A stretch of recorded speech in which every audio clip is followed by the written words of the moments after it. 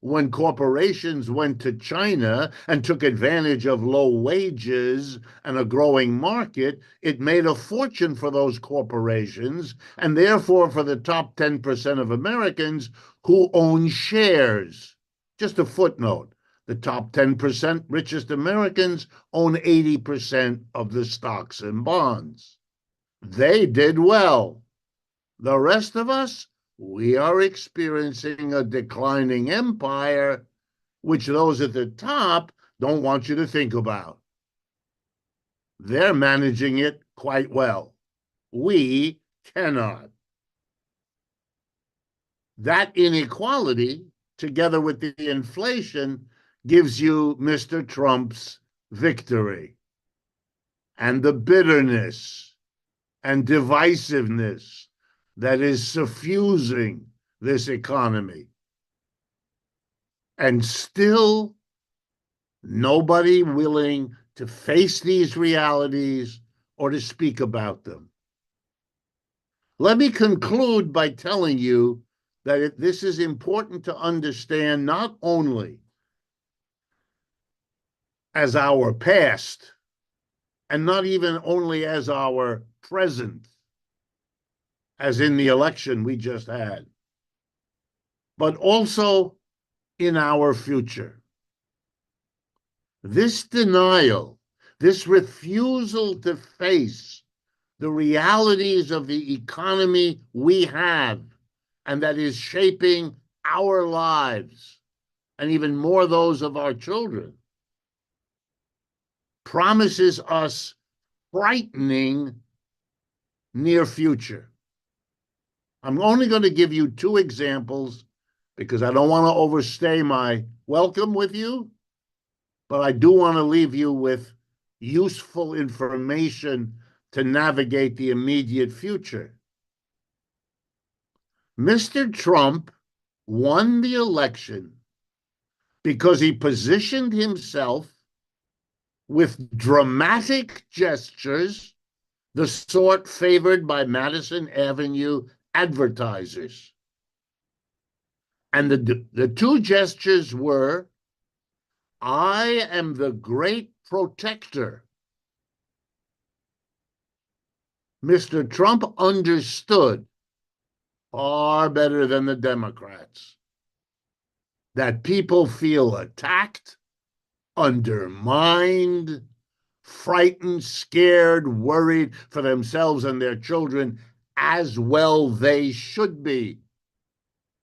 They glimpse fearfully where things are going.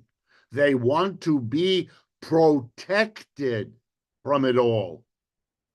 So he put himself forward as the great protector. And his two images were walls, the image of a protector. He's going to put a steel wall at the southern border to protect us against the invasion of the immigrants. And then he's going to put another wall, a tariff wall, to protect us against the evil Chinese. Very powerful images, very successful. But in terms of economics, total incoherent nonsense. Let me explain, and then I will conclude.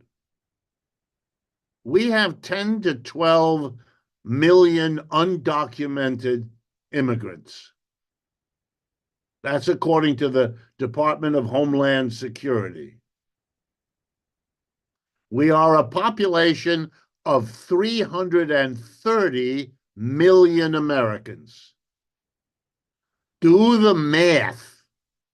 10 to 12 of the poorest people in the country, those immigrants, are not the explanation for the economic difficulties of this rich country of 330 million people.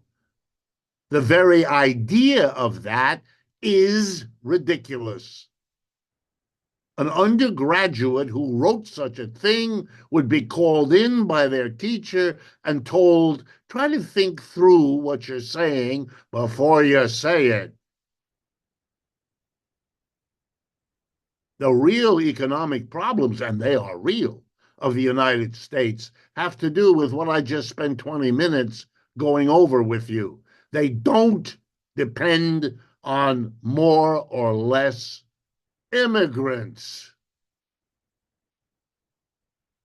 On the other hand, if Mr. Trump now deports 5 or 10 of these 10 to 12 million immigrants, which he has threatened to do, there will be consequences. Why?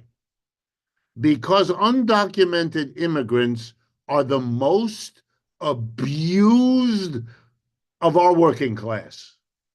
An undocumented immigrant who asks for his pay on Friday afternoon and is told by his employer, sorry, I don't have the money, has no recourse.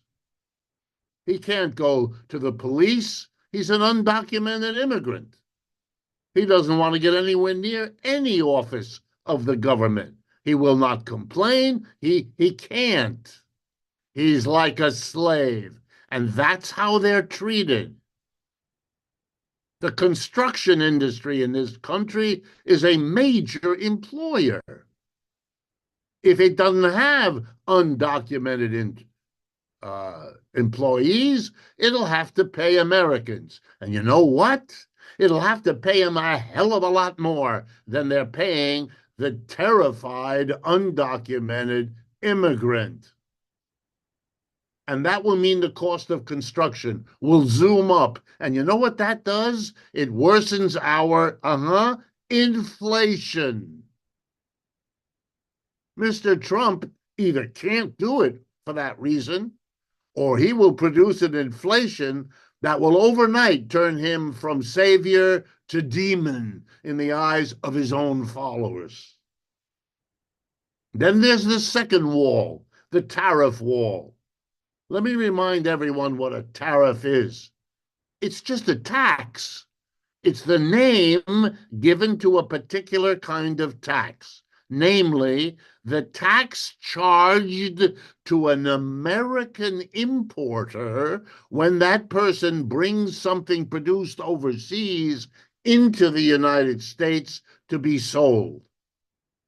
It means Mr. Trump, a Republican who is against taxes, is proposing an enormous tax increase. And while he keeps saying he's hitting the Chinese with a tariff, it's not the Chinese who pay for tariffs. It's Americans. The American importer will pay much more.